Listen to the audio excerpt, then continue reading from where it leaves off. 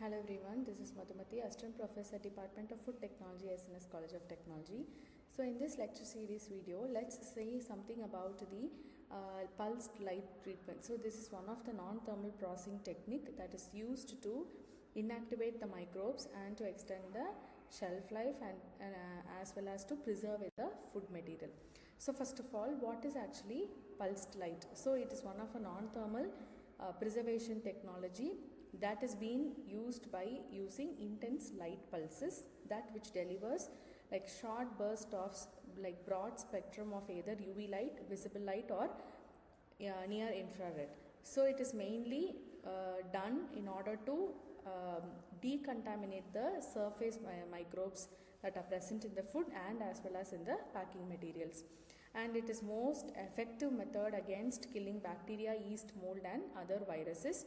And due to this, it will helps us to preserve the fresh quality, nutrients, color and the flavor of the particular foods.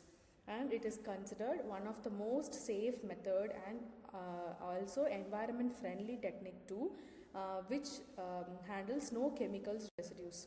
So the main principle behind the pulse light technology. So what is being pulse light? So as we already told, we use short intense pulses that flashes upon the food material. That will be like a visible light. So it includes like three types of ranges of light can be used. UV at the range 200 to 400 nanometer, visible light for 400 to 700 nanometer and near IR light for 700 to 1100 nanometer. And each pulse will last around some very 100 to 400 microseconds only with a very high peak power. So it is like more the 50,000 into like sunlight. So that much power is being used for the pulse light source. So these are delivered at 1 to 20 flashes per second. So for per second itself nearly ranging from 1 to 20 flashes will occur. And there will be a rapid burst damage within the microbial cells, and non-thermal process will help to ensure minimal impact on the food quality, color and the nutrients. So how this mechanism actually occurs in pulse light, that is how the microbial inactivation actually undergoes. So this first what happens is a photochemical effect and the photothermal effect and photophysical effect is the main three categories that actually process during the mechanism of microbial inactivation. So what it does is it will damage the DNA or the RNA that is present within the cells, and it will get rupture and leads to the damage to the cell membranes and the walls. So by this way it will lead to the destruction of the microbes that are present.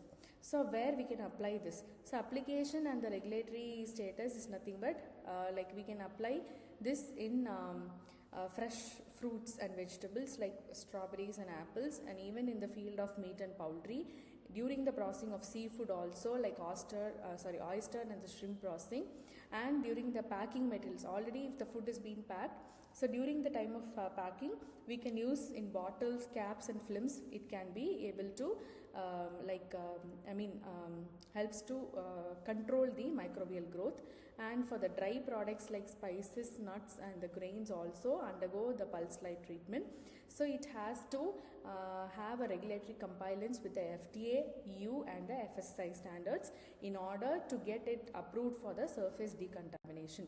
So what are all the advantages of pulse light treatment? It will preserve natural flavor, enhances the texture, extends the shelf life of the food, and it helps to reduce the waste, and it is one of the most sustainable practice that is being followed. And coming to the